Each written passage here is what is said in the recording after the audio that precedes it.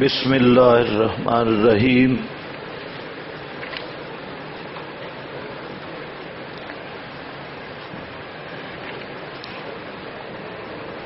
میں نے آپ حضرات کے سامنے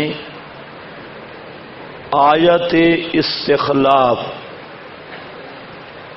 کے متعلق اصولی بات ذکر کر دی۔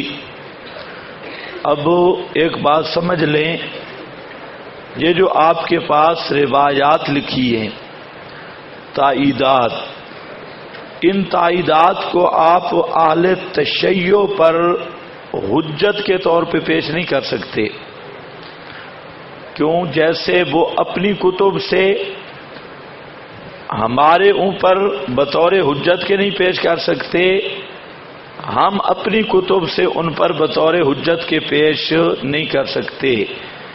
یہ روایات اس صورت میں کام آئیں گی کہ جب اہل تشیع یہ انداز اختیار کرے کہ تم اپنے مذہب کے مطابق خلافت خلفاء ثابت کرو۔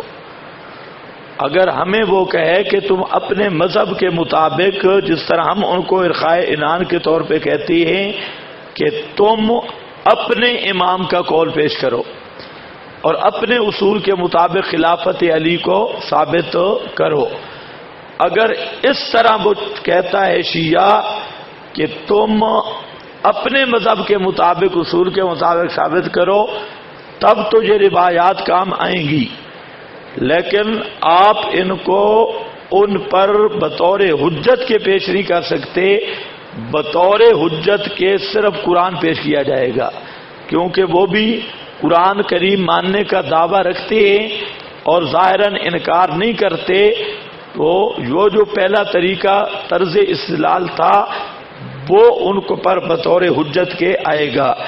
یہی وجہ ہے کہ میں نے ان روایات پر زیادہ زور بھی نہیں دیا، آپ کے لیے لکھ دیا کہ جو اس موضوع کا ذوق رکھنے والے ہیں ان کے سامنے ایک مواد آ جائے۔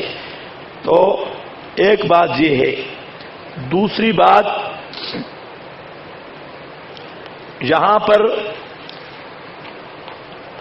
آپ کے پاس صفحہ 14 ہے،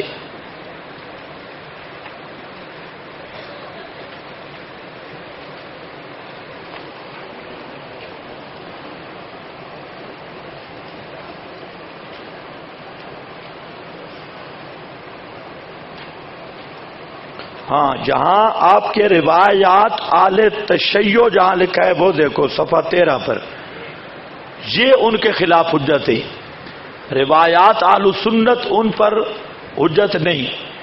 اس میں آ رہا ہے جب حضرت عمر نے جہاد فارس کے وقت حضرت علی سے خود اپنے جانے کے متعلق رائے طلب کی، حضرت عمر سے مشورہ کیا کہ میں جاؤں یا نہیں، تو حضرت علی نے فرمایا ان ھذا الامر لم یکن نصرہ ولا خذلانہ بکثرۃ ولا بقلۃ هو دین اللہ الذی اظہرہ وجندہ الذی اعدہ وامدہ حتی بلغ ما بلغ وطلع حیث طلع ونحن علی موعود من اللہ۔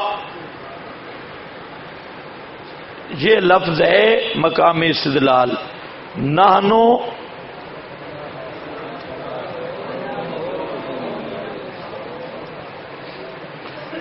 علی موعود من اللہ۔ بات کیا ہوئی کہ حضرت فاروق اعظم کے دور میں حضرت فاروق اعظم نے حضرت علی سے مشورہ طلب کیا کہ فارس کی جنگ میں میں خود شریک ہوں یا نہیں؟ تو حضرت علی نے فرمایا آپ شریک نہیں ہو سکتے۔ آگے اس اقتباس میں لمبی بات ہے، فرمایا تم تو عرب کی چکی ہو، اگر تم شہید ہو گئے تو عرب قائم نہیں رہ سکیں گے، اس لیے آپ نہ جائیں، آپ جہاں رہیں۔ اور آگے جو جملہ ذکر کیا کہ یہ جو معاملہ ہے، لم یکن نصرہ ولا خذلانہ بکثرۃ ولا بقلہ ہوا دین اللہ الذی اظہرہ وجندہ الذی اعدہ وامدہ، یہ اللہ کا وہ دین ہے جو اللہ نے غالب کیا، اور یہ وہ لشکر ہے جس کی اللہ نے مدد کی، حتیٰ کہ یہ پہنچا جہاں پہنچنا تھا اور طلوع ہوا جہاں طلوع ہونا تھا۔ وَنَحْنُ عَلَىٰ مَوْعُودٍ مِّنَ اللَّهِ، ہم اللہ کی طرف سے موعود خلافت پر ہیں، اور وہ موعود کیا ہے؟ وعد اللہ الذین آمنوا۔ تو حضرت علی حضرت فاروق اعظم کی خلافت کو موعود خلافت سے تعبیر کر رہے ہیں، تو معلوم ہوتا ہے وعد اللہ والا وعدہ کا تحقق خلفائے ثلاثہ کی خلافت میں ہوا، اور اس کے موعود کون ہیں؟ لہو حضرت ابو بکر و عمر۔ جب ایک ہی ثابت ہو گئی، سب کا دور ثابت ہو گیا، کیونکہ سب ایک ہی دور میں ہیں اور سب کا حکم فریق مخالف موافق کے ساتھ ایک ہی ہے۔ تو یہ ہے نہج البلاغہ صفحہ 282۔ اس پر یہ نہج البلاغہ شیعہ کی وہ کتاب ہے کہ قرآن سے بھی ان کے نزدیک یہ زیادہ معتبر ہے، اور حضرت علی کے براہ راست خطبات اور خط و کتابت کی کتاب ہے۔ تو علامہ ابن میسم بحرانی اس کی شرح میں لکھتے ہیں، یہ بھی شیعہ عالم ہیں، کہ وعدنا بموعود وهو النصر والغلبہ والاستخلاف فی الارض کما قال وعد اللہ الذین آمنوا منکم وعملوا الصالحات۔ یعنی نہج البلاغہ کی اس عبارت کی علامہ بحرانی شیعہ وہ معنی کرتا ہے کہ یہ اشارہ کس طرف ہے؟ وعد اللہ الذین آمنوا۔ تو یہ اہل تشیع پر پہاڑ جتنی حجت ہے کہ حضرت علی کا فرمان اور میسم بحرانی کی شہادت، دو شہادتیں ہو گئیں کہ حضرت فاروق اعظم، صدیق اکبر وغیرہ کی جو خلافت ہے یہی موعودہ خلافت ہے۔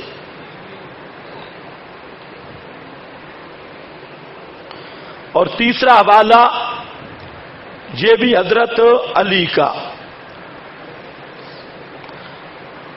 فرماتی ہیں کہ یان القوم الذین باجعوا ابا بکر و عمر و عثمان علی ما باجعوہم علیہ فلم یکن للشاہد ان یختارا ولا للغائب ان یردا۔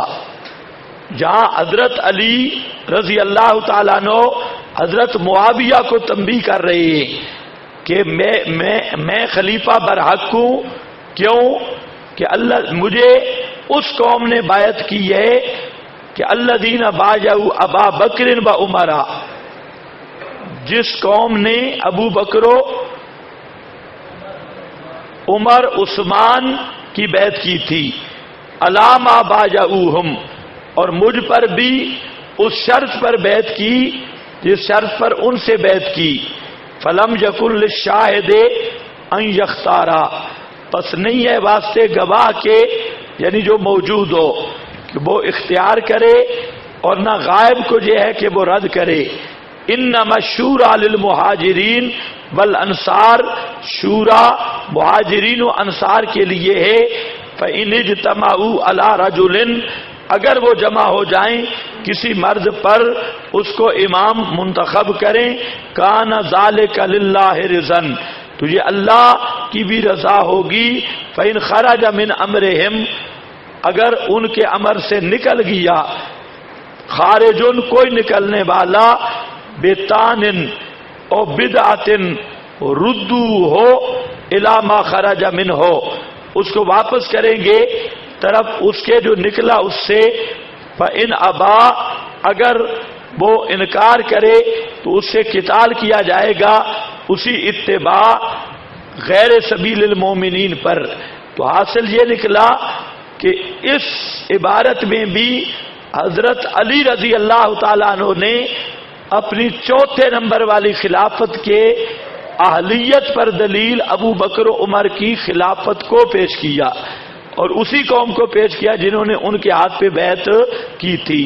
اگر ان کی خلافت ناجائز ہو، نا حق کو، تو حضرت علی کا یہ استدلال صحیح نہیں۔ ایک نمبر دو کہ حضرت علی نے فیصلہ کن بات کی کہ انما الشورى للمہاجرین والانصار، کہ مہاجرین انصار کی شورا ہے، امام کو وہ منتخب کرے گی، نہ کہ امام منصوص بن اللہ ہوگا، وہ شورا ہی منتخب کرے گی۔ اور ان اجتمعوا علی رجل، اگر وہ شورا کسی ایک پر کٹھی ہو کے خلیفہ مقرر کرے تو کان ذالک للہ رضا، تو اللہ کی یہ رضا ہوگی۔ تو حضرت ابو بکر و عمر کا اسی طریقے پہ انتخاب ہوا، شورا مہاجرین نے منتخب کیا، تو بقول حضرت علی کے یہ اللہ تعالیٰ کی رضا ہے۔ ہمارے نزدیک تو حضرت علی بحیثیت خلیفہ اور صحابی ہے، آل تشیع کے نزدیک حضرت علی خدا بھی ہے، رسول بھی ہے اور معصوم بھی ہے، اور حضرت علی کے فرمان کا انکار کفر بھی ہے۔ تو اس لیے کتاب بھی ناج البلاغہ ہے، تو حضرت علی کے اس فرمان سے تین وجوہات سے خلافت ابو بکر کا برحق ہونا ثابت ہو گیا۔ سمجھ گئے؟ آپ بولتے نہیں اور مجھے بھی بہت پیاس لگی ہے، تو اس لیے معاملہ گڑبڑی ہو رہا ہے، کیونکہ آپ نے بولنا نہیں ہے تو میں نے بیان نہیں کرنا۔ اس کے بعد آؤ جی، یہ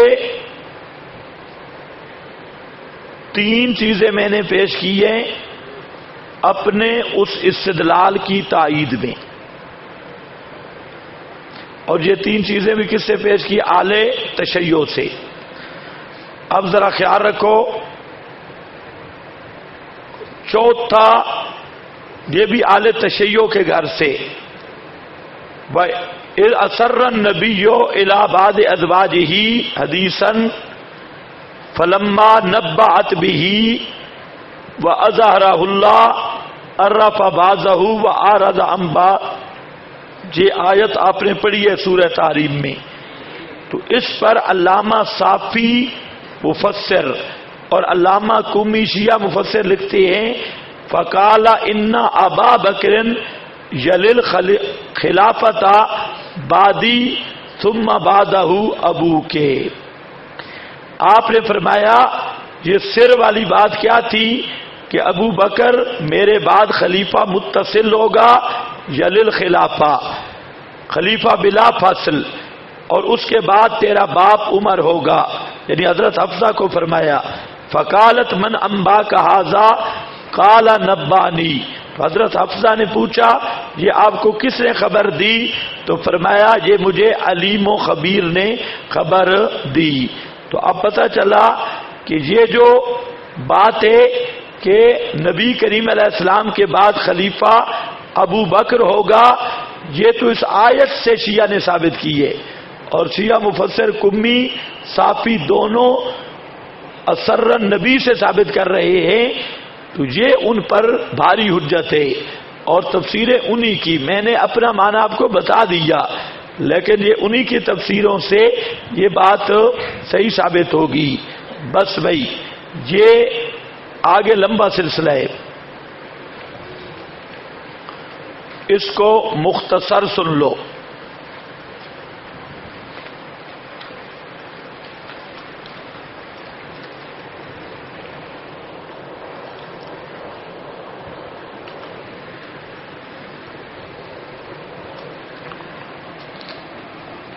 خلافت خلفائے ثلاثہ کہہ لو یا خلافت ابو بکر کہہ لو، ایک ہی چیز ہے۔ ابو بکر کی جب ثابت ہوئی تو باقیوں کی بھی ثابت ہوئی۔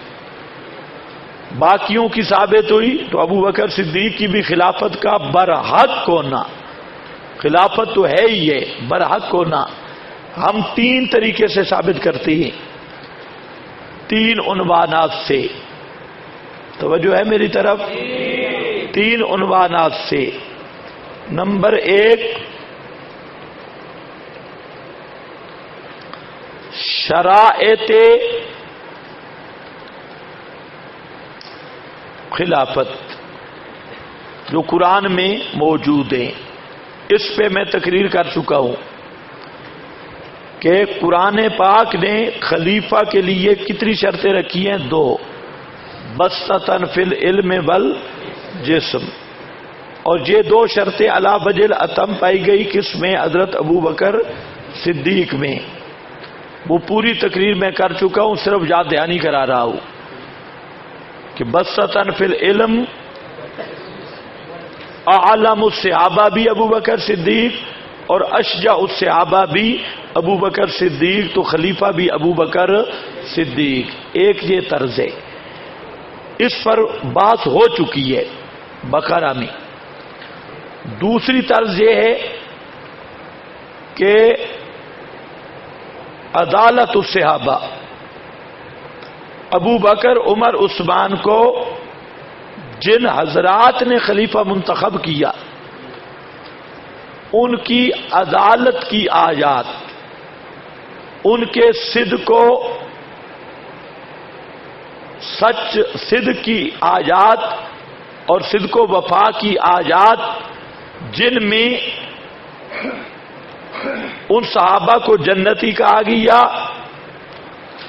ان کو مرضی ان عند اللہ کہا گیا، اور ان کو سچا صدیق راشد کہا گیا، اور ان کو معیار حق کہا گیا، وہ سب آیات دلیل ہیں کہ حضرت ابو بکر کو خلیفہ چننے والے، منتخب کرنے والے وہی تھے جب وہ سچے تھے، تو ابو بکر کی خلافت برحق ہے۔ سمجھے کہ نہیں سمجھے؟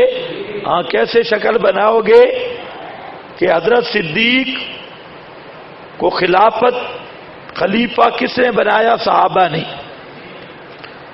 صحابہ سب کے سب سچے ہیں اور یہ منصوص قطعی ہے، تو حضرت صدیق کی خلافت کا حق ہونا بھی منصوص قطعی ہے۔ آسان طریقہ ہے۔ اب اس پر ساری وہ آیات آپ لا سکتی ہیں۔ تیسرا طریقہ کہ یہ طریقہ ہے کہ قرآن کریم میں وعدہ ایک آ رہا ہے، اور یہ وعدہ یہاں سورۃ النور میں بھی ہے، اور یہ وعدہ سورۃ الفتح میں بھی ہے، اور یہ وعدہ سورۃ الحج میں بھی ہے۔ یہ چند مقامات پہ وعدہ، اور یہ وعدہ سورۃ انبیاء پڑھی تھی، کتبنا فی الزبور، سورۃ الانبیاء میں بھی ہے۔ یہ 4 مقامات پر یہ وعدہ موجود ہے، اور اس وعدے کی مفصل آیت یہ آیت نور ہے، مفصل آیت یہ ہے، اور باقی اس پر نشانات ہیں۔ مثلا یہاں سورہ نور میں یہ فرمایا الذین آمنوا منکم، اور وہاں فرمایا ان مکننا، وہاں سورۃ الحج میں الذین ہاجروا فرمایا، نکالو الذین ہاجروا،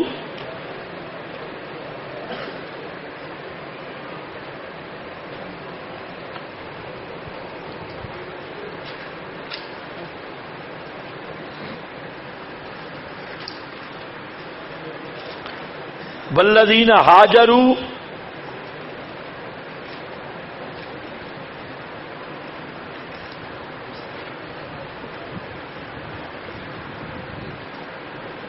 کوئی نہ یار، تو بھی بزرگ ہے پورا، صرف ہاجروا تو نہیں مقصد،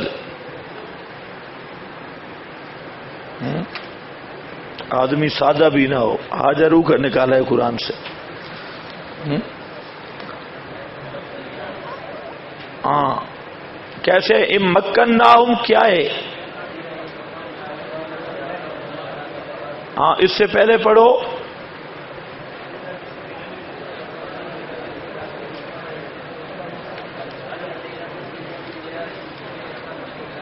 اخرجو یہ اب جہاں الذین آمنو تھا اتنا سمجھ آ گئی تھی کہ خلفاء وہی ہوں گے جو آیت کے نزول کے وقت ایمان لا چکے ہیں. آگے دوسری آیت میں اس کی وضاحت کی کہ وہ کون ہوں گے؟ اخرجو جو گھروں سے نکالے گئے مہاجر ہوں گے. اب یہ جو تینوں خلفاء ہیں یہ مہاجرین ہیں، تینوں مہاجر، اس میں اتنی وضاحت کی. پھر تیسری ایک علامت وہ سورہ فتح پڑھا چکا ہوں، صرف حل کر رہا ہوں، جس میں ستدعون دعوت الاعراب والی آیت، اس میں اللہ نے فرمایا کہ وہ قوم اس کی صفات بیان کر کے کہ وہ ان اعرابیوں کو دعوت دے گی قتال کے لیے. تو وہاں میں ثابت کر چکا ہوں کہ وہ حضرت عمر تھے وہ دعوت دینے والے. تو اصل آیت یہی ہے اور علامات اور دوسری آیات بھی ساتھ شامل ہیں. تو تیسرا طریقہ ہے کہ ہمارا دعویٰ ہے کہ یہ جو 4 مقام پر اللہ تعالیٰ نے وعدہ کیا ہے، اس وعدے کے پورے ہونے کی صورت صرف یہ ہے کہ ابو بکر و عمر عثمان کو خلیفہ برحق مانا جائے، اور اگر ان کو خلیفہ برحق نہ مانا جائے تو پھر یہ 4 مقام پر موجود وعدہ بلکہ 5 مقام بنتے ہیں. ان پر جو وعدہ ہے یہ وعدہ سچا ہو سکتا نہیں، یہ وعدہ سچا ہو سکتا نہیں. پھر کوئی شیعہ ہمت کرے کہ اس وعدے کے ایفا کی صورت متعین کرے، عقلاً نقلاً خلفائے ثلاثہ کو نکال کر اس کی صورت بتا دے تو پھر بات بنتی ہے، لیکن ایسی صورت موجود نہیں، نہ کسی شیعہ کے بس کا یہ روگ ہے. تو کتنے طریقے پر خلافت صدیق ثابت ہوگی؟ 3. یہ تینوں طریقے ہمارے حق میں ہیں، اور یہ 3 عنوان میں نے آپ کو بتائے. باقی ابحاث لمبی ہے، نہ آپ کو ذوق ہے نہ آپ کو اس کی ضرورت ہے. اب ذرا دیکھو اسی آیت پر ایک اور عنوان، آیت نکالو.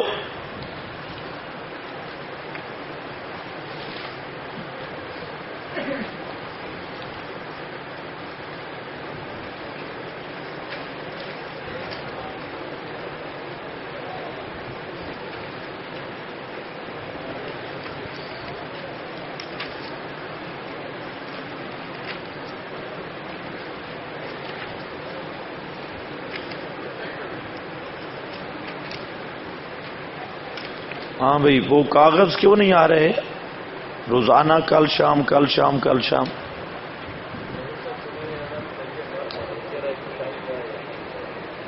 عجیب بات ہے. تو ان سے بات کرو نا، ان کو کہو آپ نہیں لا سکتے تو صاحب بتاؤ، ہمارا وقت تو نہ ضائع کرو. اگر نہیں لا سکتے پھر نہیں، بغیر کاغذوں کے پڑھو، اب وقت بہت کم ہے. تو آپ بھی ایسے میرا خیال یاد دہانی کرا کے واپس آتے ہیں. جانے سے تو کچھ نہیں ہوتا، آگے کوئی بات بھی کرو.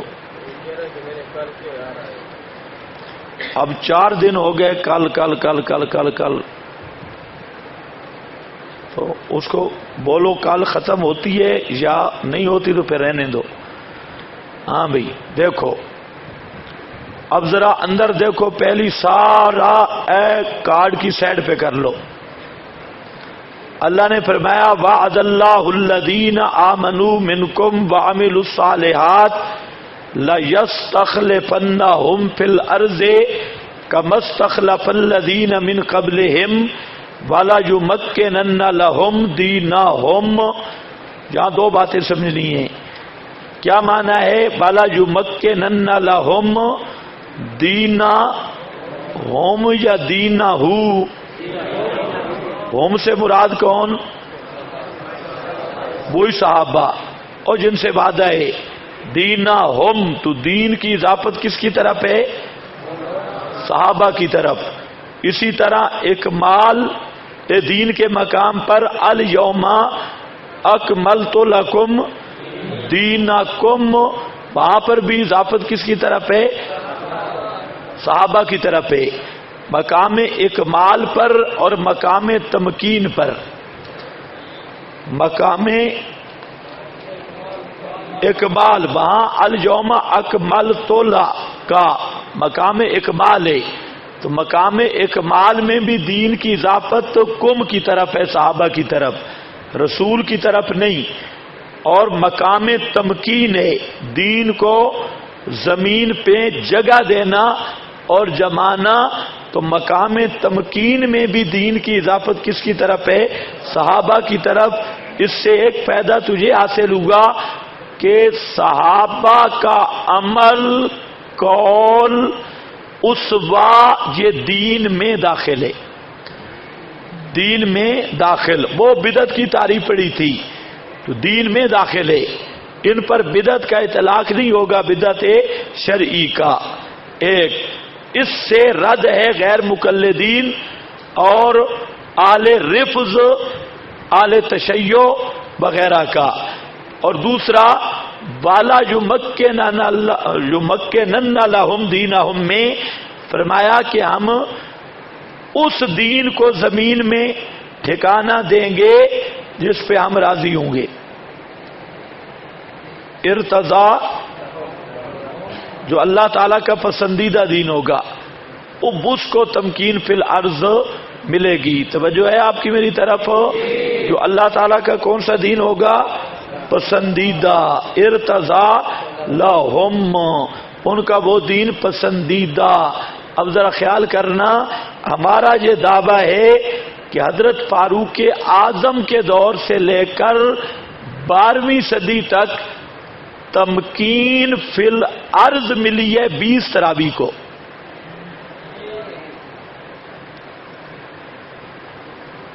کوئی پتہ نہیں ہے؟ تمکین فی الارض کس کو ملی ہے؟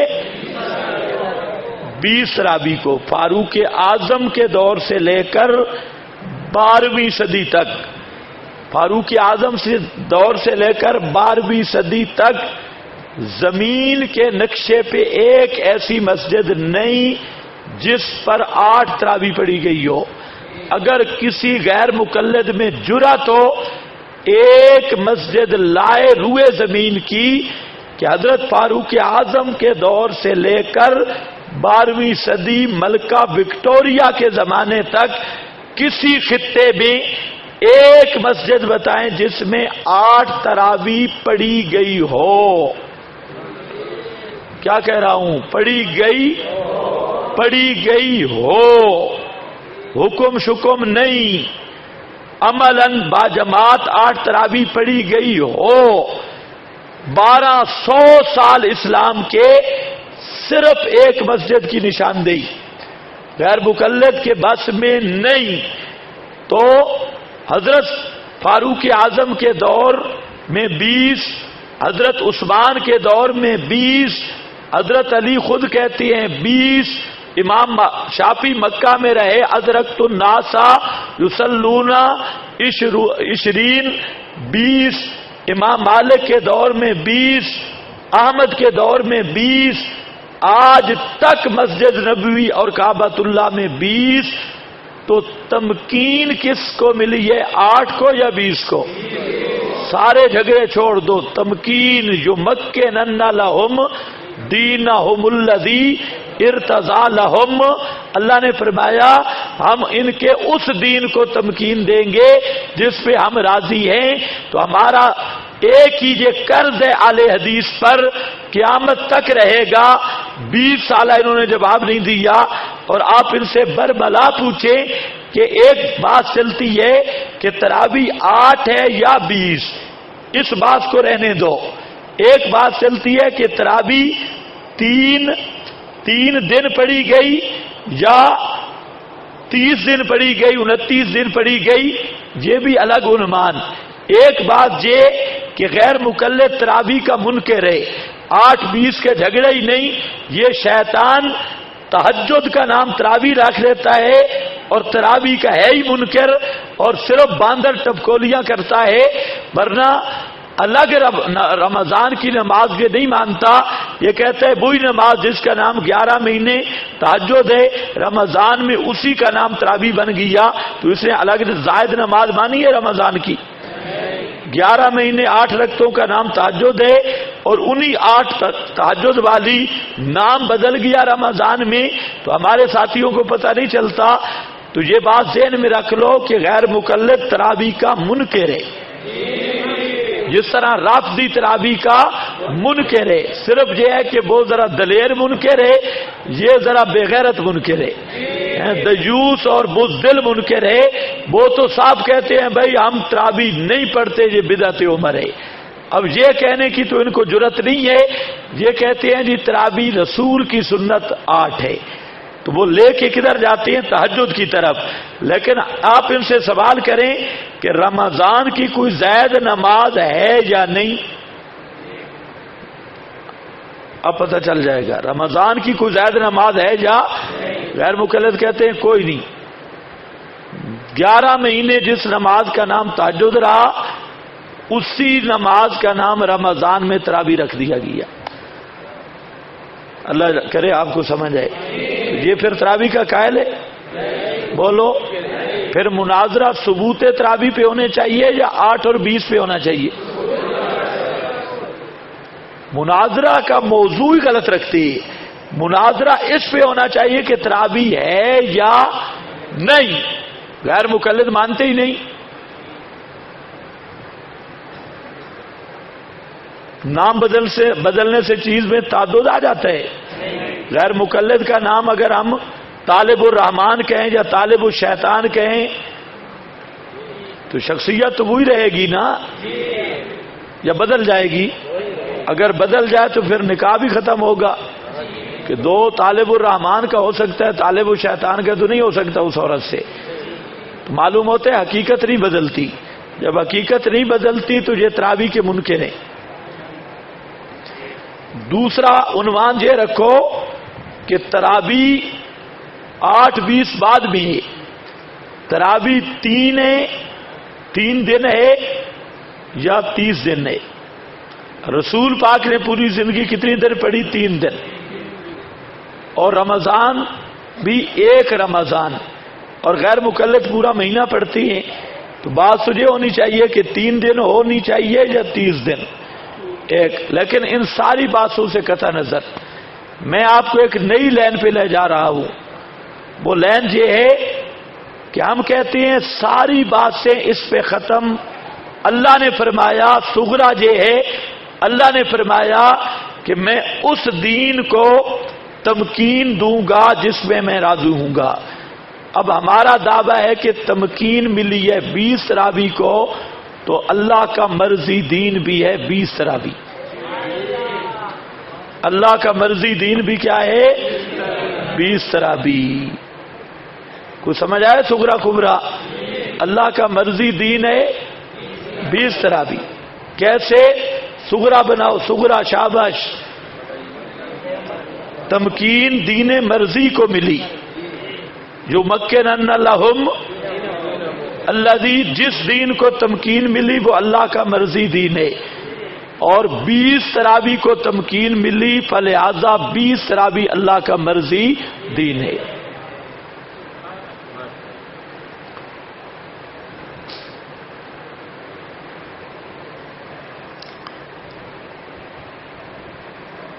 دوسرا، تنفیذ اور تمکین 3 طلاقوں کو ملی۔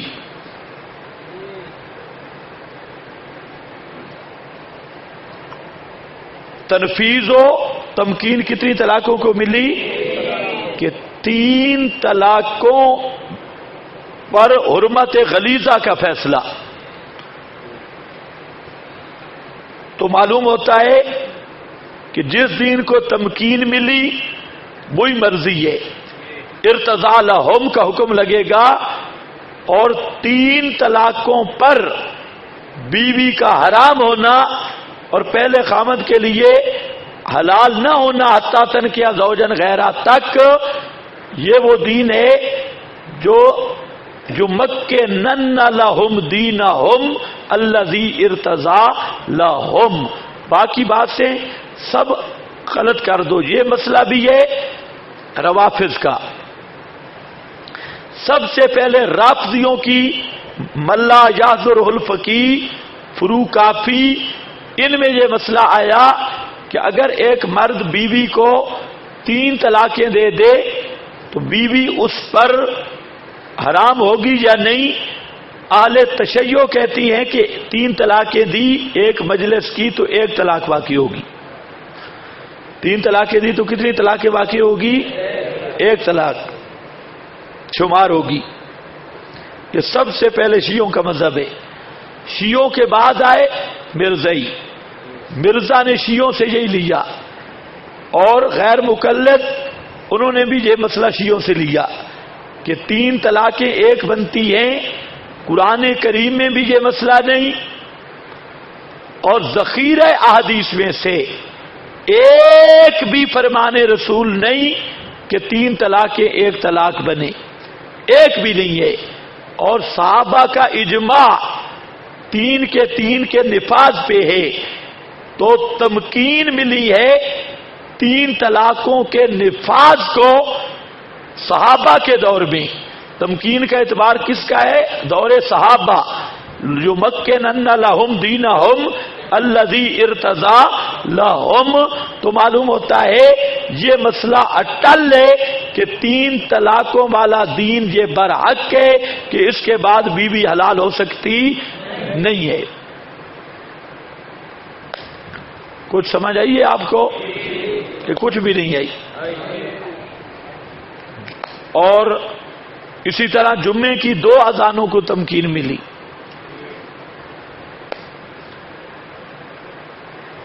تو جس کو تمکین ملی وہ دین مرضی ہے. اور اذان، جنازہ، غمی، خوشی جو اس وقت تمکین ملی وہ مرضی ہے، اور اس کے ساتھ جو چپریں ملائی گئیں وہ سب احداث فی الدین ہے اور وہ بدعات کے قبیلہ سے ہے. تو ایک تو یہ فائدہ حاصل ہوا والا یمکنن لہم دینہم الذی ارتضی لہم ولا یبدلنہم. تبدیل کرے گا بعد ان کے خوف کے امن. یعبدوننی ولا یشرکون بی شیئا. یہ خلفاء کی بعد والی صفاتیں پہلے آمنو منکم وعملوا الصالحات، اور خلافت کے بعد یعبدوننی. معلوم ہوتا ہے خلافت کا مقصد ہے اعلاء کلمت اللہ، توحید کو بلند کرنا. اعلاء کلمت اللہ، توحید کو. اس لیے مشرک خلیفہ نہیں بن سکتا. خلیفہ بن سکتا ہے خالصتاً موحد ہو، یعبدوننی ولا یشرکون بی شیئا، اور میرے ساتھ شریک نہیں ٹھہراتے ہوں گے. ومن کفر بعد ذالک، اور جو انکار کرے گا یا ناشکری کرے گا بعد اس کے فَأُولَٰئِکَ هُمُ الْفَاسِقُونَ. اس آیت پر سب حضرات نے لکھا کہ سب سے پہلے جس قوم نے ناشکری کی ہے وہ قاتلین عثمان تھے، اور حضرت عثمان کو شہید کر کے انہوں نے ناشکری کی. اللہ تعالیٰ کی گرفت آئی تو اللہ نے فرمایا کہ اب اس کے بعد بھی جو اس نعمت کا انکار کرے گا تو وہی ہوگا پرلے درجے کا فاسق. بس بھئی کاغذ آپ کے پاس ہے نہیں جو میں نے پڑھانا ہے، تو ابھی آپ نے جو پڑھا اس پر کوئی اشکال سوال ہے تو وہ لکھو. دیکھو پھر نیا عنوان شروع کرتی ہے. موضوع کے مطابق پرچیاں ہوں.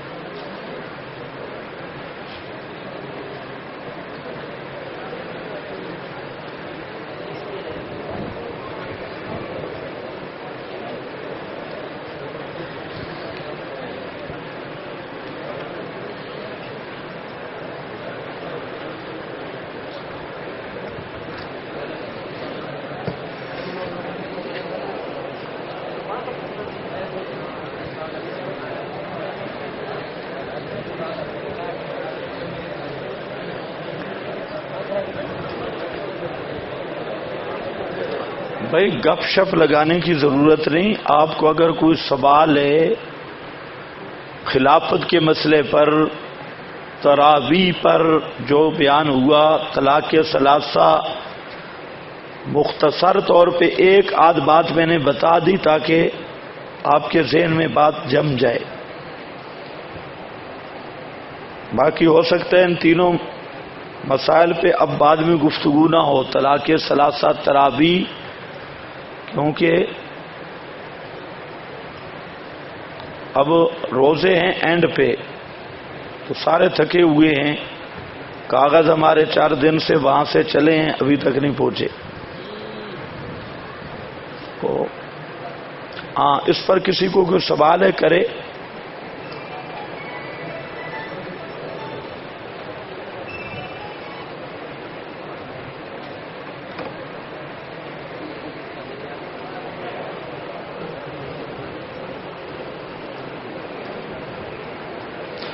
یہ وعدہ خلافت آج کے مسلمان کے لیے ہے یا نہیں؟ یہ وعدہ نہیں ہے، یہ وعدہ پورا ہو چکا ہے.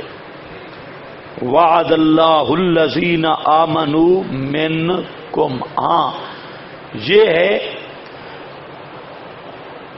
کہ اس کے علاوہ آیات موجود ہیں تنفیذ کی یا خلافت کی، لیکن اس آیت کا تعلق میں نے بتا دیا وہ ان سے ہے جو ماضی میں گزر گئے. استنباطاً، اشارتاً اس سے حکم کشید کیا جا سکتا ہے، لیکن آیت کا مقصود نہیں. مبتدع خلیفہ بن سکتا ہے یا نہیں؟ قطعاً نہیں. حضرت عثمان کے دور خلافت میں تیسری شرط اعطاء امن فوت ہو گئی. تو جب وہ اعطاء امن فوت ہو گئی تو خلافت بھی ختم ہو گئی. خلافت کے اندر تو اسی طرح عروج رہا، اور وہ تو بالکل آخری چند دن نے تو خلفائے ثلاثہ ایام خلافت میں امر رہا، اور جب موت آئی یا شہادت ہوئی تو خلافت بھی تو ختم ہو گئی.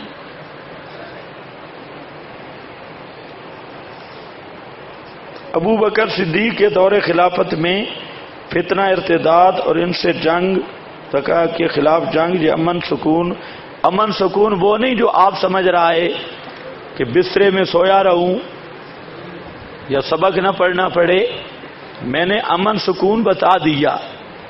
امن کا مطلب ہے بیرونی دشمن کے ساتھ مقابلہ جتنا بھی ہو مسلمان کبھی نہیں ڈرا.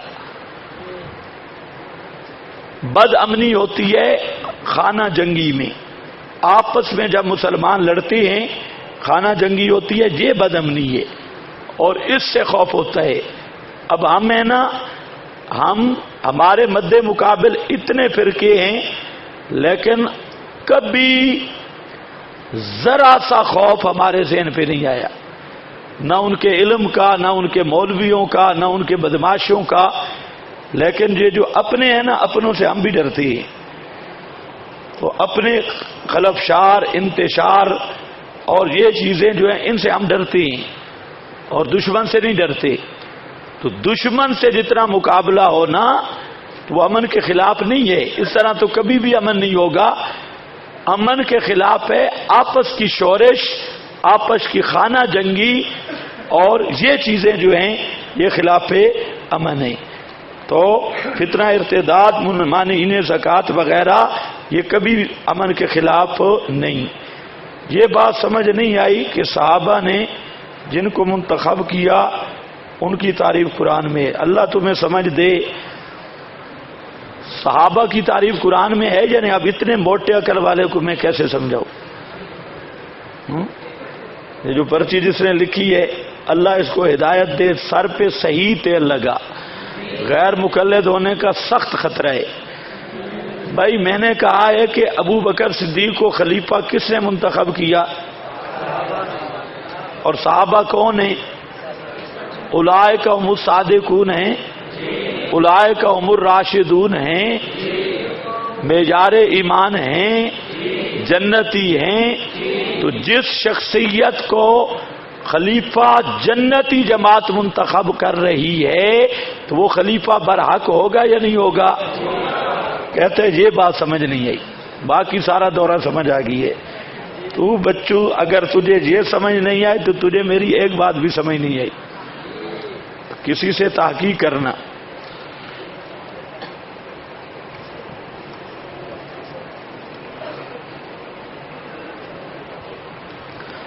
روایت مسلم میں ہے حضرت عمر کے زمانہ میں 3 طلاق ایک تھے۔ یہ اچھا بچہ ہے، اچھی پرچی لکھی ہے۔ سوال پوچھو نا کوئی جس کا فائدہ ہو، فضولیات پوچھنے کا مطلب ہی نہیں ہے۔ ہاں، غیر مقلدین کے پاس حدیث کوئی نہیں، بالکل نہیں کہ 3 طلاقیں ایک ہوتی ہیں۔ اچھا، آج ایک نیا فرقہ بھی پیدا ہوا، اصل تو وہ پرویز ہے، لیکن ہمارے پنجاب کے کچھ خوارج اس کے بھی قائل ہیں کہ 3 طلاقیں ہیں ہی نہیں، 3 طلاقیں ہیں ہی 2 ہے۔ زناد کا الطلاق مرتان، کہتے طلاقیں 2 ہیں، تیسری ہے ہی نہیں۔ یاد رکھ لو، جو صرف 2 طلاقیں مانتا ہے تیسری نہیں مانتا وہ مرتد ہے۔ وہ کون ہے؟ اونچے بولو کون ہے، اور اونچے بولو کون ہے؟ اصلی مرتد ہے، اصلی، حکمی بھی نہیں۔ کیوں؟ نسکتی کا بھی منکر ہے، شابش، اور حدیث متواتر اور اجماع الصحابہ کا منکر ہے۔ نسکتی کا بھی منکر ہے، حدیث متواتر کا بھی منکر ہے، اور کیا ہے؟ اجماع الصحابہ کا بھی، صحابہ سے لے کے پوری امت سلفن خلفن ان سلفن طبقتن ان طبقتن، پوری امت کے اجماع کا منکر ہے۔ اس لیے وہ اپنے آپ کو توحیدی کہلوائے تب بھی کافر ہے، غیر توحیدی کہلوائے تب بھی کافر ہے۔ یہ بات ذہن میں ہونی چاہیے۔ ایک، جہاں تک روایت مسلم کا تعلق ہے تو غیر مقلدین حضرات کے پاس دلیل کوئی نہیں۔ ابن عباس کا ایک قول ہے، مسلم میں بھی ابن عباس کا قول ہے، رسول پاک کا فرمان نہیں ہے۔ ابن عباس کہتا ہے کانت طلاق والا عہد رسول اللہ صلی اللہ علیہ وسلم، رسول پاک کے زمانے میں 3 طلاقیں ایک ہوتی تھی۔ حضرت عمر کی حضرت ابوبکر کے زمانے میں بھی، اور حضرت عمر کی خلافت کی ابتدا میں بھی حضرت عمر نے 3 طلاقوں کو نافذ کر دیا۔ اب ذرا بات سمجھنی ہے، پہلا تو ہمارا سوال ہے غیر مقلدین سے کہ پیغمبر کریم شہد کی ایک قطرہ جو اللہ نے حلال کیا وہ اپنے اوپر حرام نہیں کر سکتے، یا ایھا النبی لما تحرمو، اور یہ 5 من والی زنانی جو حلال تھی حضرت عمر کو حرام کرنے کا حق ہے؟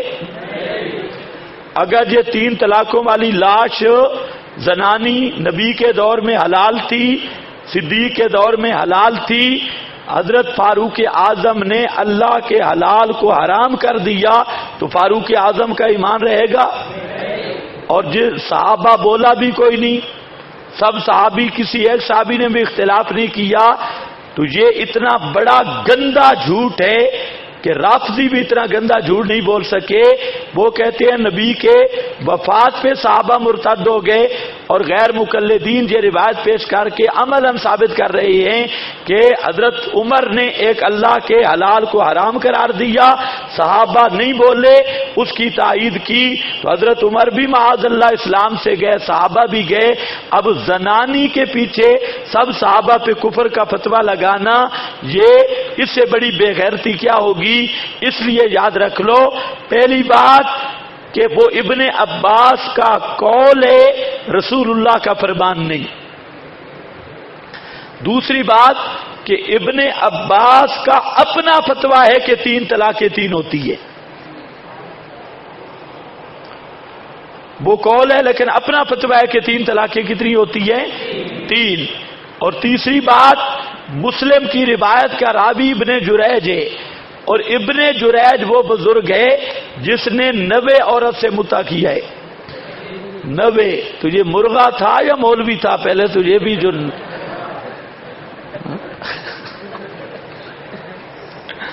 90 عورت سے متا کیا۔ اب وہ متے حوالے کی بات مان کے ہم حضرت عمر کو بدنام کریں گے؟ اور چوتھی بات بھی سن لو، چوتھی بات یہ ہے کہ وہاں روایت کا معنی بھی وہ نہیں جو یار لوگ کرتی ہے۔ کانت طلاق، وہاں یہ نہیں ہے کہ حضرت نبی پاک کے زمانے میں کوئی 3 طلاقیں دیتا تو ان 3 کو ایک شمار کیا جاتا، یہ نہیں، بلکہ لوگوں کی عادت کی تبدیلی بیان ہوئی ہے کہ آپ کے زمانہ صدیق کے زمانہ میں لوگوں کی عادت یہ تھی کہ وہ 3 طلاقیں نہیں دیتے، 3 کی بجائے 1 دیتے تھے، تو طلاق دینے میں عادت ان کی 1 طلاق کی تھی۔ اور جب دور فاروق آیا، اجمی لوگ داخل ہوئے اسلام میں اور جو واقف نہیں تھے احکام کے، تو انہوں نے 1 کی بجائے کتنی دینا شروع کر دی؟ 3۔ تو حضرت عمر نے ان کے نفاذ کا اعلان کیا۔ یہ نہیں ہے کہ حضرت عمر نے 3 کو اپنا 3 کو 3 بنایا ہے، 3 طلاقیں وہ دیتے، اور پہلے عادت تھی 1 طلاق دینے کی۔ حضرت عمر کے زمانے میں لوگوں کی عادت بدلی کہ 1 کی بجائے کتنی دیتے تھے؟ 3۔ تو حضرت نے اس کو نافذ کیا۔ تو اس کا یہ معنی نہیں کہ حضرت نے اللہ کے حلال کو حرام کر دیا۔ اگر یہ معنی کرو تو سب صحابہ کے ایمان پہ ڈاکہ ہوگا، اور جو صحابہ کو کافر کہے وہ خود کافر بنتا ہے، چاہے اوپر بورڈ اہل حدیث فیکٹری لگا ہو، اندر سے وہی ہوگا۔ یا اللہ خیر۔ خاندان قریش شرط ہے یا نہیں؟ میں جو بات کر رہا ہوں اس کو پتہ ہی نہیں، اس کو کچھ اور چیز لگی ہے۔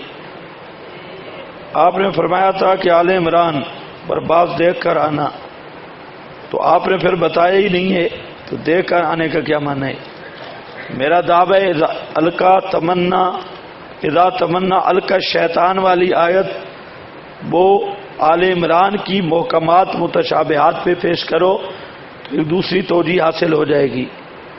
لفظ تراوی حدیث میں ہے یا نہیں؟ بالکل نہیں۔ جس حدیث میں ہے اس میں 20 ہیں۔ آج کچھ لوگ کہتے ہیں کہ برکت کا موجد اللہ ہے اور نبی علیہ لوگ سبب برکت ہیں۔ ہاں تو یہ تو میں نے صبح بتایا، پتہ نہیں آپ نے کل کے سبق میں خلافت امامت اہل سنت کے نظر ایک ہی چیز ہے، کہ پھر آپ کا فرمان کہ میرے بعد خلافت 30 سال تک چلے گی، اس کے بعد امامت چلے گی۔ یہ امامت نہیں بھائی، ملوکیت ہے بزرگوں، ہاں خیال کرو۔ 8 رکعت غیر مقلد کیوں کرتے ہیں؟ اس لیے کہ بے ایمان ہیں۔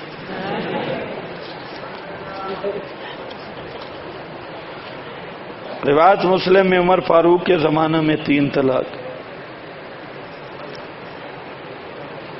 تمکین کا معیار کیا ہے؟ آج کل تمکین کا اعتبار ہوگا یا نہیں؟ تمکین کا معیار وہی ہے جو دین کا معیار ہے، اور وہ صحابہ ہیں۔ میں نے بتا تو دیا ہے صحابہ کے دور میں جس دین کو نفاذ ملا، صحابہ کے دور میں جس دین کو رواج ملا اور جو دین نافذ ہوا۔ اگر حضرت بکر کے زمانہ میں امن تھا تو اس زمانہ میں منکرین زکوٰۃ پیدا نہ ہوتے۔ کیا بات ہے؟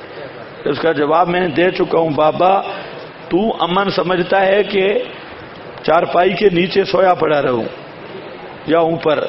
کیا خلافت کے لیے آج کے دور میں جدوجہد کیا جا سکتا ہے؟ بالکل۔ اور خلیفہ بننے کے لیے کون کون سے شرائط ہیں؟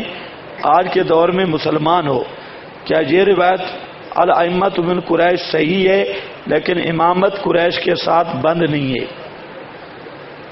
الائمہ سے مخصوص خلفاء کی بات ہے۔ ابوبکر صدیق پٹھان بھی خلیفہ بن سکتا ہے۔ جب شورا کی اکثریت پر عمل ہوا تو کیا یہ جمہوریت نہیں، جمہوریت میں اور شورا میں زمین آسمان کا فرق ہے۔ شورا پہلی بات تو ہے کہ جو جمہوریت ہے، جمہوریت میں اختیار بندوں کا ہے۔ جمہوریت کی تعریف میں یہ لکھا ہے کہ اختیار قانون سازی کا، حکومت کا بندوں کو ہے، اور جبکہ خلافت میں اقتدار حکومت صرف اللہ کی ہے، بندے صرف امین ہیں، بندے صرف نافذ کریں گے۔ اگر بندے حکومت اپنی کہیں یا اقتدار اپنا بنائیں تو وہ کافر ہیں، وہ بندے ہی نہیں ہیں۔ تو کیونکہ ان الحکم الا للہ، قانون سازی کا اختیار اللہ کو ہے، بندوں کو نہیں۔ نمبر 2، جمہوری نظام میں جو ووٹنگ ہوتی ہے اس میں رائے کا معیار کوئی نہیں۔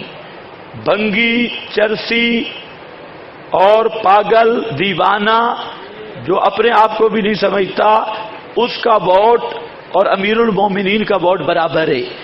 تو یہ نرا ظلم ہے۔ اور جو شورا ہے وہ اصحاب الرائے کی ہوتی ہے، اہل الرائے کی شورا ہوتی ہے۔ نمبر 3، جمہوریت میں عوام صرف ووٹ دے گی، آگے سارا کام وہ خلیفہ کا ہے، اور خلیفہ کیا؟ جو لطیفہ ہے، اور اس کے ایجنڈے ہیں ان لطیفوں کا ہے۔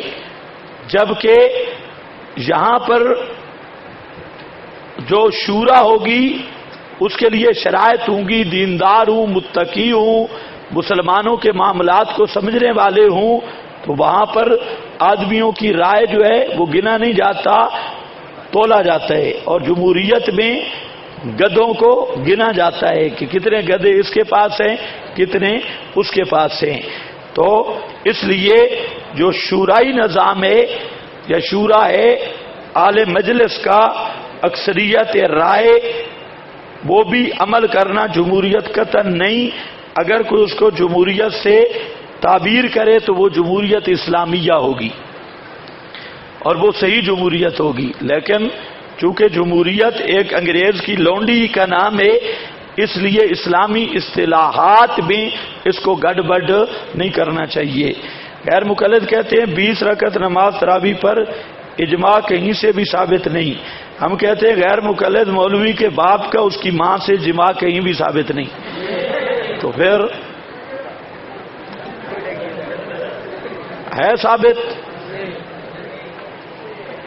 میں نے مذاق نہیں کیا، میری طرف توجہ کرو۔ آپ جب کسی نے دیکھا ہے کیا دلیل ہے غیر مقلد مولوی کا وجود؟ پتہ نہیں آپ میری بات اللہ کرے سمجھ جائیں۔ بھائی غیر مقلد مولوی کے باپ اور امی کی ہم بستری تو کہیں سے بھی ثابت نہیں، نہ ہم نے کوئی نشان دیکھا، نہ ان کو کٹھے ہوتے دیکھا، نہ آگے کل میل فلم مکالا کسی نے دیکھا۔ لیکن ہم نے ثابت کیا ہوا؟ جب غیر مقلد مولوی کو ہم نے دیکھا تو غیر مقلد مولوی کا وجود اس جماع کی دلیل ہے۔ اسی طرح کہ نہیں، یا کوئی اور دلیل بھی ہے؟ اور صوفیوں بولو، کوئی اور دلیل ہے؟ تو اسی طرح 20 تراویح کا موجود ہونا 1200 سال میں اور 8 تراویح کا کہیں وجود نظر نہ آنا، یہ 20 تراویحوں پر اجماع کی دلیل ہے۔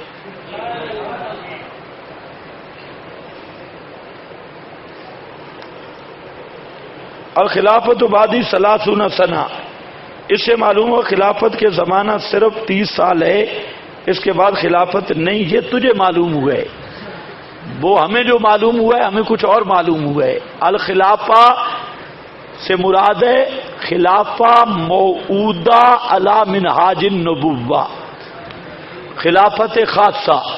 اس کے بعد بھی خلافت راشدہ بھی ہے اور خلافت حقہ بھی ہے، حضرت معاویہ کی، حضرت حسن کی بھی ہے، حضرت معاویہ کی۔ لیکن وہ خلافت موعودہ خاصہ نہیں ہے، وہ خلافت موعودہ خاصہ نہیں بلکہ خلافت راشدہ عامہ ہے وہ بھی خلافت، لیکن وہ عامہ اصطلاح کا تھوڑا فرق ہے۔ آج کل خلافت شام عراق میں قائم ہے، کس نے کہا ہے؟ گپے ہیں۔ خلافت کا اعلان ہوا ہے تو میں کر دوں ابھی اسلام آباد میں تو خلافت قائم ہو جائے گی؟ صرف اعلان سے صرف افطاری جائز ہو سکتی ہے، خلافت قائم نہیں ہو سکتی۔ غیر مقلدین 8 تراویح پر مستدل کیا ہے؟ حدثنا ابلیس۔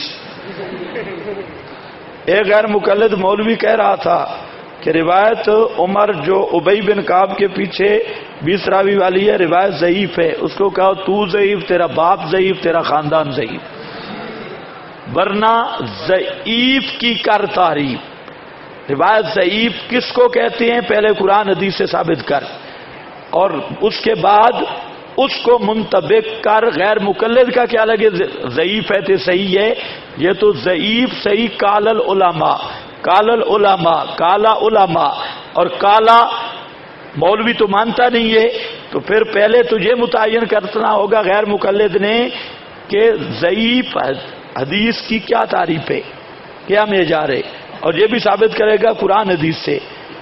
پھر اپنی طرف سے نہیں، پھر بتائے گا کہ اس کو رسول نے ضعیف کہا ہے یا اللہ نے ضعیف کہا ہے، یا غیر مقلد نے؟ نہ اللہ نے اس کو ضعیف کہا، نہ رسول نے ضعیف کہا، کس نے ضعیف کہا؟ غیر مقلد نے۔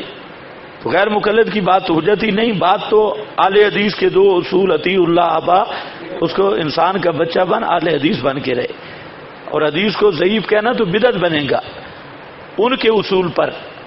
اور بات سمجھو، خدا کے لیے کوئی بات سمجھا کرو۔ وہ پچھلے سال ایک ادھر طالب علم تھا، ادھر بھی کئی لطیفے بھی آ جاتی ہیں، تو میں تو اب سوچ رہا ہوں کہ اندر دماغی چیک اپ کے بعد داخلہ دینا چاہیے۔ وہ جب گیا نشیرہ برقہ میں نے اتنی بات کی کہ غیر مقلد تراویح کا ہے ہی منکر، اور وہ ثابت کر ہی نہیں سکتا۔ اس نے کہا کہ استاد جی نے اس سال ایک نیا مسئلہ کیا ہے، استاد جی کہہ رہے ہیں تراویح ہے ہی کوئی نہ، اس کو کوئی ثابت کاری ہو نہیں سکتا۔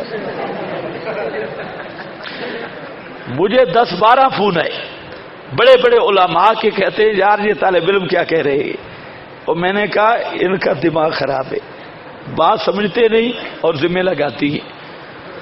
آپ کو میری بات کوئی سمجھ آ رہی ہے؟ ضعیف الضعیف ما ہوگا، ضعیف کیا ہے؟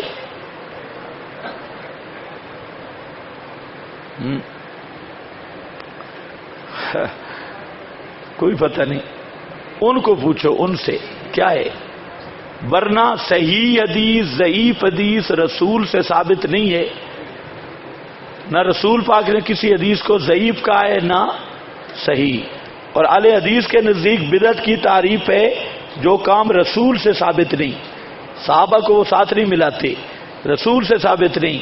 تو میں کہتا ہوں حدیث کا ضعیف یا صحیح البالی اصطلاح رسول سے ثابت نہیں، لہذا جو غیر مقلد کسی حدیث کو ضعیف یا صحیح کہے گا دونوں طرح پکا بدعتی بنے گا۔ تمہیں کچھ بھی سمجھ الحمدللہ نہیں آئی، کیونکہ ان کے نزدیک بدعت کی تعریف کیا ہے جو رسول سے ثابت نہ ہو۔ تو ہم پوچھتے ہیں حدیث صحیح، آدھا حدیث صحیح ضعیف حسن حسن لغیرہ ہی حسن لعینہ ہی عزیز غریب غرابت فلاں، یہ اصطلاحات الحدیث رسول سے ثابت ہیں، قرآن سے ثابت ہیں، اور جو چیز قرآن حدیث میں ثابت نہ ہو غیر مقلد اس کو کیا بولتے ہیں؟ بدعت۔ تو غیر مقلدوں کی بدعت والی تعریف کے مطابق یہ کیا ہوگا؟ بدعت۔ تراویح تو پیچھے رہ گئی، یہ تو خود مبتدع بن گیا۔ باقی موطا کے بلاغات سب موطا کو محدثین نے کہا اصح من البخاری، اور پھر اس روایت پر صرف میں نے، آپ میری بات سمجھیں، میں نے کہا عمل کس پہ رہا؟ عمل بھی اس پہ رہا۔ تو اب تو جب اس دین کو تمکین مل چکی ہے تو سندوں کی بات ہی ختم ہو گئی، باقی وہ روایت بالکل صحیح ہے۔ اگر ہم ان کو دلیل قرآن سے پیش کریں تو آگے سے وہ کہتے ہیں یہ قرآن اصل قرآن نہیں ہے، یہ تو نہیں کہتے نا ہمارے سامنے بزرگا، یہ تو ایک ان سے مناظرہ کرنا پڑتا ہے. ہم کہتے ہیں حقیقت میں جس قرآن کو اصلی نہیں مانتے. اگر وہ اقرار کریں کہ یہ قرآن اصلی نہیں تو پھر تو پوری امت کے نزدیک وہ ایک نیا فرقہ ہے قادیانیوں کی طرح، پکے کافر ہیں. تو وہ تو ہم کہتے ہیں کہ وہ قرآن کو اصلی نہیں مانتے، وہ اقرار نہیں کرتے. ہم ان کی 2000 روایتیں پیش کرتے ہیں کہ تمہارے سب مولوی سب یہ کہہ رہے ہیں کہ قرآن اصلی نہیں. تو اس طرح تو نہیں ہے کہ وہ ہمارے سامنے اقرار کریں کہ قرآن اصلی نہیں، ہمارے سامنے تو کہتے ہیں یہی قرآن اصلی ہے اور اسی کو ہم مانتے ہیں. اس دور میں بھی خلافت کے لیے قریشی ہونا شرط ہے. بھائی میں بتا چکا ہوں، ایک تو اس پہ ہے لمبی بحث. آپ کا دل ہے کہ سارے مولوی میرے خلاف ہو جائیں، اس لیے الٹے الٹے رکے لکھتے ہو. کچھ راضی رہیں، سب کو خلاف نہ کرو. اصل مسئلہ یہ ہے کہ الائمۃ من قریش پر ایک لمبی تفصیل ہے اور میرا موقف کچھ اور ہے، آپ کے مولویوں کا موقف کچھ اور ہے. اس لیے کوئی ضرورت نہیں، خلیفہ تو پتہ نہیں کوئی بنے گا یا نہیں، ہماری لڑائی پہلے ہو جائے گی. تو یہ جب کوئی خلافت کا کام قریب ہوگا تو پھر انشاءاللہ ہم بتا دیں گے. ابھی شیخ چلی والے منصوبے بنانے کی ضرورت نہیں. شیعوں کے کلمہ علی ولی اللہ کے متعلق کچھ عرض فرما دیں.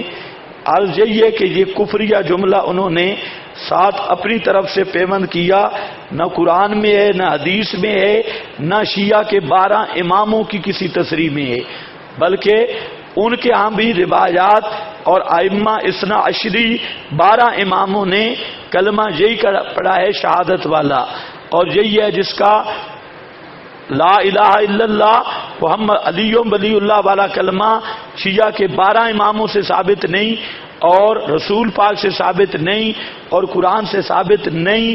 یہ شیعوں کی اپنی طرف سے ایک تحریف فی الکلمہ ہے. تمکین فی الارض سے مراد تمکین فی الارض زمین صحابہ ہے. کہتے ہیں زمن صحابہ خدا تمہیں ہدایت دے. اگر تو نے بدعت کے مقدمات پڑھے تھے تو پھر خامخواہ رکا لکھنے میں وقت ضائع کرنا ہے، اگر نہیں پڑھے تو پھر اتنی لمبی بات اب سمجھانا ناممکن ہے. 3 دن تراویح 20 رکعت پڑھی تھی. بالکل جنہوں نے 3 دن آپ کے پاس کس نے تراویح پڑھی تھی؟ صحابہ نے. اور صحابہ نے بعد میں کتنی پڑھی؟ یہ اس بات کی اس سے بزری دلیل کیا ہوگی کہ آپ نے کتنی پڑھی ہے؟ 20. ورنہ وہ ابن عباس کی روایت موجود ہے.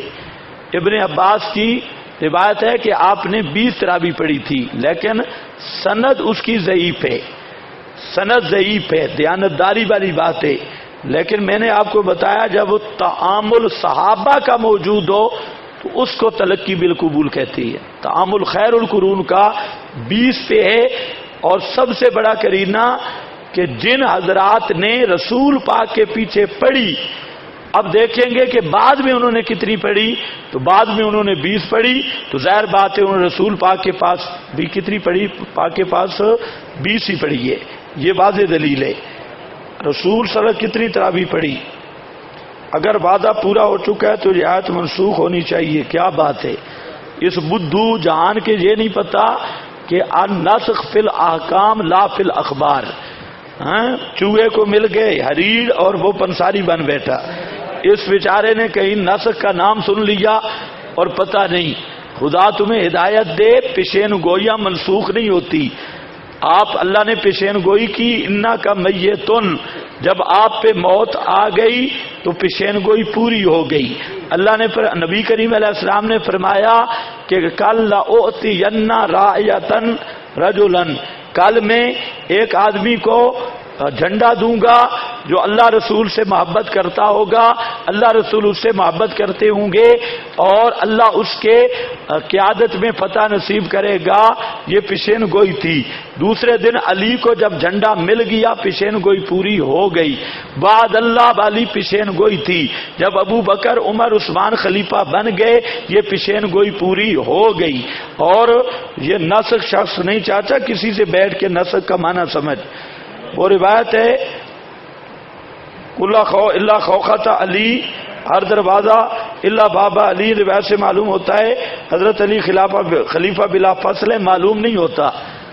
پہلی بات تو یہ روایت بھی من گھڑت ہے، اصل خوخہ تھا ابی بکر موجود ہے، بخاری، صحیح ابن حبان، مسند احمد، سب روایتوں میں آپ نے فرمایا سارے باب بند کر دو دروازے الا خوخہ تھا ابی بکر، ابو بکر کا دروازہ بند نہ کرو۔ اور ہم نے وہ خوخہ اب بھی دیکھا، جب باب السلام سے مسجد نبوی میں داخل ہوتی ہیں سامنے لکھا ہے خوخہ تو ابی بکر، اور وہ خوخہ اب تک بھی کھلا ہے۔ تو حضرت علی والا خوخہ شیعوں نے نکالا، تو یہاں پر اصل بات حضرت صدیق کی ہے۔ تو خوخہ سے اگر خلافت پر استدلال ہو تو پھر ہمارا استدلال تام ہے۔ تراویح پر صحابہ کا اجماع ہوا، لیکن غیر مقلدین اجماع کے قائل نہیں ہیں۔ اجماع صحابہ کا ہوا لیکن اجماع عملی ہوا، قولی اجماع نہیں ہے، عملاً اجماع ہے۔ اس لیے غیر مقلدوں کے بے ایمان ہونے کی اور بہت ساری وجوہات ہیں، سب سے بڑی 6 وجوہات میں نے آپ کو بتا دی ہیں۔ اور پہلے کبھی 3 دن تراویح پڑی تھی، ان کی تعداد کتنی ہے بتا دیا۔ خلیفہ ہونے کے لیے قریشی ہونا شرط ہے یا نہیں بتا دیا۔ اگر کوئی شخص بیرون ملک میں ایک طلاق دے تو رجوع کے لیے کیا طریقہ ہوگا؟ تو اسی منہ سے جس منہ سے طلاق دیے۔ ہم کہتے ہیں عدم الا زوجہ بعد طلاق ثلاثہ تمکین فی الارض ملی، اس طرح 20 تراویح بھی۔ تو اگر بریلوی حضرات کہے 12 میلاد النبی کو بھی تمکین فی الارض ملی، کب ملی؟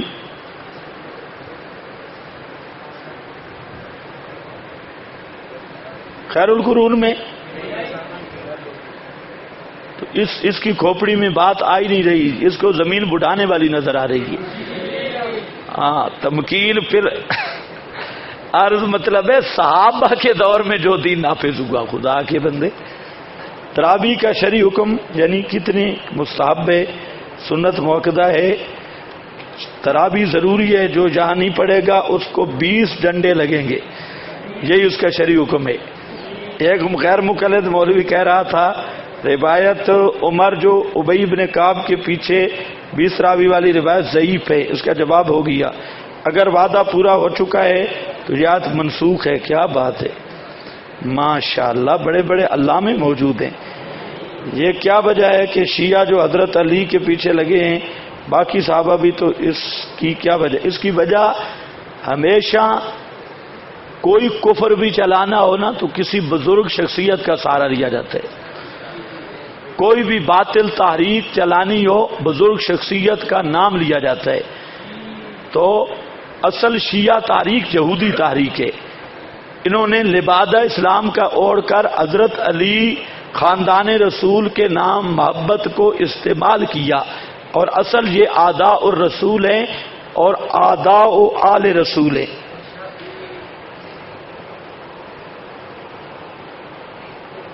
مفتی طارق مسعود کہتا ہے بھئی یہ مفتی صاحب نہیں ہے، یہ بیچارہ ایک لڑکا ہے لونڈا، اس کو نہ کسی چیز کا پتہ ہے نہ کچھ، اور محقق علل اطلاق ہے لیکن محقق با کاف کراتشی۔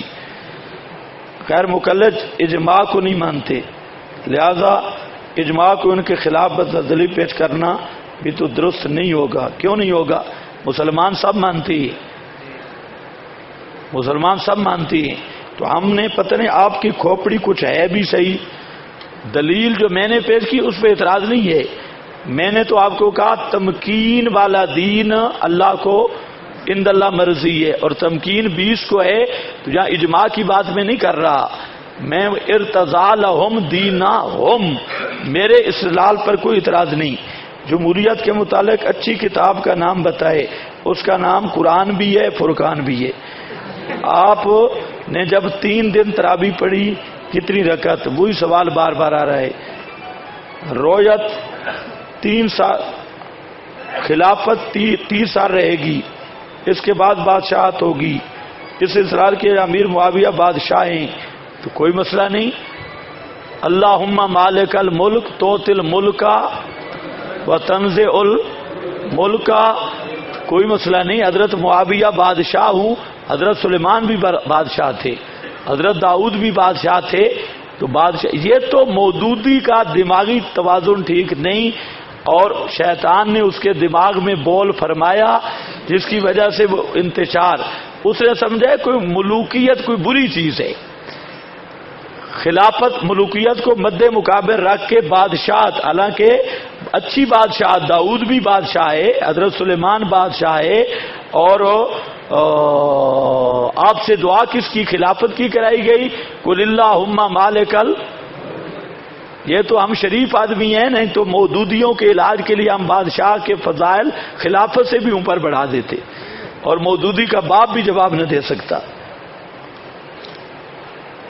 جی دعویٰ خلافت کا ابو بکر بغدادی القریشی، کوئی ابو بکر بغدادی چبل ہے، نہ کوئی خلیفہ ہے، نہ پتہ نہیں مسلمان بھی ہے یا نہیں.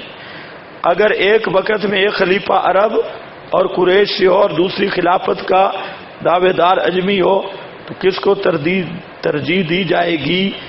یہ ایسے ووٹنگ نہیں ہوگی. خلافت کا جب دور آئے تو انشاءاللہ وہ ہمیں انتخاب کا طریقہ آتا ہے، آپ بے فکر رہیں، ہم انتخاب کر لیں گے، وہ دور آنے دو. 4 تراویح کرنا کیسا ہے؟ تحریف فی التراویح ہے. حیات پتہ نہیں یہ کیا لکھا، کوئی صاف لکھا کرو بھائی. تراویح جمع کثرت ہے، جمع کثرت کے اطلاق 10 سے اوپر ہے تو ٹھیک ہے نا، تراویح بھی پھر 20 ہی ہے.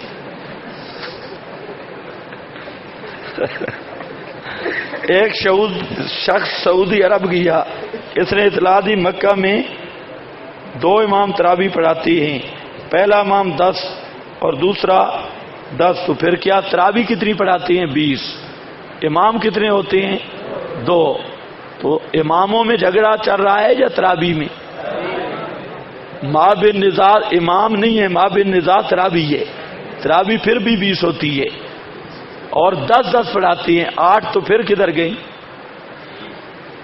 سوال ہے کہ کعبہ میں یہ بدعت کیوں ہو رہی ہے 1400 سال سے؟ تو یہ غیر مقلدوں کی عاجزی ہے، بیچاروں کی دماغی خشکی بھی عاجزی بھی.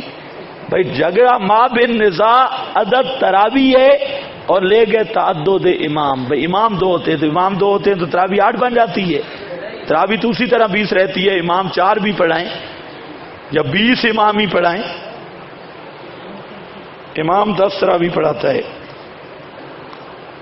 غیر مقلد ابن جرید کے بارے میں کہتے ہیں کہ انہوں نے توبہ کیا تھا، میں تو مشکل 90 عورتوں سے متا کر کے اس کو اتنا چسکا پڑا، وہ توبہ کیسے کرے؟ ہاں تو بہرحال توبہ کیا تو 90 عورتوں سے بوڑھا کر متا کر کے بوڑھا ہی ہو گیا ہوگا. تو اب وہ گرگ ظالم بھی شود پرہیزگار ہیں، در جوانی توبہ کردن شیبائے پیغمبری. تو یہ 90 عورتوں سے جس آدمی نے متا کیا ہو، یہ توبہ والی گپ ہے. پھر توبہ اگر کسی غیر مقلد کو مل گیا ہے ابن جریج تو پھر یہ بھی ثابت کرنا ہوگا کہ یہ روایت متا کے دوران کی ہے یا توبہ کے بعد کی ہے. ہاں اس کو بھی لانا ہوگا، صرف توبہ سے تو کام نہیں چلتا. خلیفہ آدمی بن سکتا ہے یا نہیں؟ خلافت پر لکھا ہے کہ خلافت انتظام دین میں ہے، پورے دین میں نہیں. خلافت قائم کرنا واجب نہیں آج کے دور میں. انتظام دین سے ہونا وجوب کے خلاف ہے. یہ کون سا تضاد ہے انتظام دین سے ہونا؟ اصل یہ بھی کوئی غالی بیٹھا ہے، پورا مسئلہ نہیں بیان ہوتا نا، تو یہ کوئی لفظ آپ میں چھپا ہوا ہے. خلافت انتظام دین سے، قیام اس کا واجب ہے. انتظام دین کا قیام بھی کیا ہے؟ واجب ہے. وجوب اور انتظام دین کا کوئی تضاد نہیں. اہل حل و عقد سے مراد کون لوگ ہیں؟ شیعہ والی اذان سنائیں. مجھے آپ نے ذاکر سمجھے؟ صدیق اکبر نے امامت پر استدلال کیا اعلی ائمۃ من قریش، اس سے معلوم ہے کوئی امام نہیں بن سکتا. آپ کو وہی تکلیف ہے. بہرحال تم جتنے رکے لکھو، جب تک یہ وقت نہیں آتا خلافت کا اس پر پوری تحقیق نہ میں لکھ کراتا ہوں نہ کچھ. آپ کے علماء یہی کہتے ہیں اور یہی ان کے نزدیک حق ہے کہ خلیفہ کا قریشی ہونا شرط ہے۔ جب 20 رکعت تراویح کی تمکین رب کی مرضی ہے تو اس پر دلیل کیا ہے؟ ابھی اس کو دلیل نہیں سمجھ آئی۔ بالا جو مکہ نن لہم دینہم، اس کو سمجھ نہیں آیا، یہ لیٹرین میں تھا، ابھی آ کے رکا لے کے فارغ ہو گیا۔ یہ کسی طالب علم سے میرا بھائی سمجھ لیں جو تقریر ہوئی ہے۔ میں نے سنا ہے اسلامی جمہوریت کہیں صحیح نہیں ہے، اس لیے نماز، اسلامی نماز کا پتہ نہیں، یہ انگریزی رکا ہے، مجھے نہیں سمجھ آیا۔ اس رکا لکھنے والے کا علم بہت اونچا ہے، بات سمجھ نہیں آ سکی، کوئی ہوائی بات تھی۔ آپ نے خلافت صدیق اکبر کو قرآن سے ثابت کیا، صدیق اکبر کی خلافت منصوص ہے، تو پھر اس پر اجماع کا کیا مطلب؟ تو اجماع منصوص پہ ہی ہوتا ہے نا، اس کو آپ سمجھانا پڑے گا۔ تو بچوں نور انوار میرے پاس پڑھ جاؤ سامی، آپ کو اجماع سمجھاؤں پھر بات ہے۔ تو اجماع اس لیے منصوص ہے، منصوص پر اجماع ہو سکتا ہے نا۔ افضلیت صدیق اکثر یہ فوٹو اسٹیٹ موجود ہیں، یا پڑھا دیں۔ خوارج سے کون لوگ مراد ہیں؟ چبل 3 دن تراویح پڑھی۔ جمہوری نظام میں ملکی قوانین بنتے ہیں، شرعی قوانین کہاں بنیں گے؟ مولانا فضل الرحمان کے پاس۔ للہ الامر و جمعیہ سے کیا مراد ہے؟ اللہ نے حکم دیا جمہوریت کا، اس سے اصلاح کرتے ہیں، صاف کافر ہیں۔ یہ دعا کرنا کیسا ہے؟ اللہ انبیاء اور صحابہ کے درجات بلند کرے، تو یہ دعا ہم پڑھتے ہیں نا، اللہم صلی علی محمد، یہی دعا ہے، وآل محمد۔ رمضان کے علاوہ مہینوں میں وتر واجب جماعت کے ساتھ پڑھنا کیسا ہے؟ تحریف فی الحیات ہے۔ نبی جو فرمایا 3 طلاقیں 3 ہیں شمار ہوں گی، 3 طلاقیں 3 ہیں شمار ہوں گی، حوالہ کیا؟ اس پر 20 احادیث موجود ہیں، آثار اور احادیث۔ حدیث رکانہ میں آیا طلق امراتہ ثلاثاً امرہ رسول اللہ یرجعہ، از شرع صحیح مسلم ہے پترا، یہ ابو داؤد میں حدیث موجود ہے صحیح سند کے ساتھ کہ انہوں نے طلاق بتہ دی تھی، طلاق ثلاثہ نہیں دی تھی۔ ایک طلاق آپ کے زمانے میں، دوسری فاروق کے زمانہ میں، تیسری آگے جا کر دی۔ خلافت ملا عمر افغانستان میں کیسا تھا؟ واللہ عالم، علمھا عند ربی۔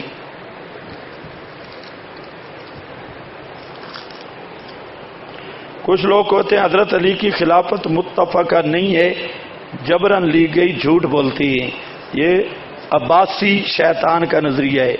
موجودہ جمہوریت اس آیت کو اپنے مروجہ حکومت پر فٹ کرتے ہیں، کس کو آیت نہیں لکھی؟ ایسا چبل ہے، اتنا سمجھدار آدمی ہے کہ آیت نہیں لکھی، اور اس کے ذہن میں جو ہے ہاں بھائی،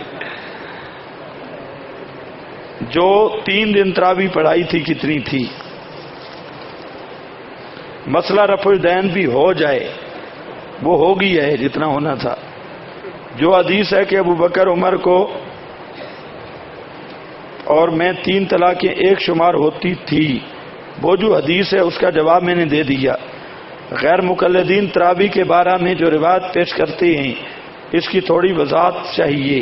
کون سی پڑھتے ہیں؟ وہ روایت آپ پیش کر دیں، وضاحت میں کر دوں گا۔ تراویح کے لفظ کے ساتھ ایک روایت بھی نہیں، وضاحت تو میں نے کر دی ہے کہ وہ روایت کون سی ہے؟ تہجد والی۔ کون سی روایت پیش کرتے ہیں؟ جس میں رمضان غیر رمضان کا لفظ موجود ہے، تہجد والی روایت۔ اصول آج کے دور میں خلافت قائم کرنا واجب ہے۔ تو بھائی یہ بزرگوں، میں نے نہیں کہا، پوری اہل سنت متفق ہے کہ خلافت انتظام دین سے، امور انتظامیہ سے، اور امور انتظامیہ ضروری ہے، وجوب اور اس کا کوئی آپس میں منافات نہیں۔ ترابی کا منکر کا کیا حکم ہے؟ بڑا حرام زادہ ہے، بہت بے غیرت ہے. ہاں تو ان کا حکم ہے نا جی، تو پکا بتی ہے. اور کیا ہے؟ جس طرح ہم روایات شیعہ پر بطور حجت پیش نہیں کر سکتے، آپ نے وجہ بتلائی، شیعہ ان کا انکار کرتے ہیں. آپ نے کہا صرف قرآن کو شیعہ پر بطور حجت پیش کر سکتے ہو، حالانکہ شیعہ جس طرح حدیث کا منکر ہے قرآن کا بھی منکر ہے. یہی تمہاری کھوپڑی میں بات نہیں آ رہی. میں نے کہا کہ جب شیعہ یہ اقرار کر لے کہ میں قرآن کو نہیں مانتا تو پھر تو بات ہی جدا ہے، پھر خلافت کے مسئلے ہی اور ہیں. لیکن سامنے تو وہ انکار نہیں کرتا، تقیہ کرتا ہے. غیر مقلد مناظر نے کہا کہ احناف کی کتابوں میں لکھا ہے 3 طلاقیں اکٹھی دینا بدعت ہے، تو پھر احناف کی کتابوں میں لکھا ہے غیر مقلد کو کیا فائدہ ہوگا؟ حنفی ہم ہیں نا، ہم سے پوچھو. بدعت ہے، یہ بدعت آئی ہے طلاق السنہ کے مقابلے. یہ بدعت وہ اصطلاحی نہیں ہے، طلاق السنہ ایک طور والی اس کے مقابلے میں بدعت ہے. پتہ نہیں آپ کو سمجھ آئیے کہ نہیں. تو اس لیے غیر مقلد کو کم از کم ہم سے فقہ پڑھنی ہوگی، تب فقہ پہ اعتراض کرے.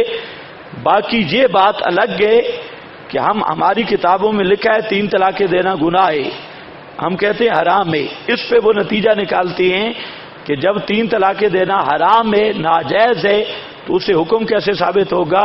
ہم کہتے ہیں حرام کاموں سے بھی نتیجہ برآمد ہو جاتا ہے. اگر کسی غیر مقلد لڑکی کے ساتھ کوئی حنفی لڑکا وہ اعتکاف میں کٹھے کہیں مسجد میں ہو جائیں، کیونکہ مسجد میں لاتی ہیں، اور کوئی کسی طالب علم سے غلطی ہو جائے، اب اس غلطی کے نتیجہ میں بچہ پیدا ہوگا تو کیا کہیں گے کہ زنا جائز تھا؟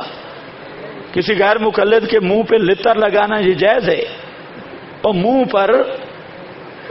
پر جائز نہیں تو ایک آدمی لتر مارے تو اثر ہوگا یا نہیں ہوگا؟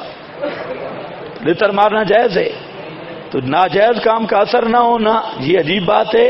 ہم کہتے ہیں کہ کام ناجائز ہے لیکن اثر مغلظ ہے. جیسے حیض میں طلاق دینا ناجائز ہے لیکن حیض کی طلاق ہو جائے گی، تو طلاق کا ہو جانا امر دیگر ہے، حرام ہونا امر دیگر ہے. وآخر دعوانا الحمدللہ.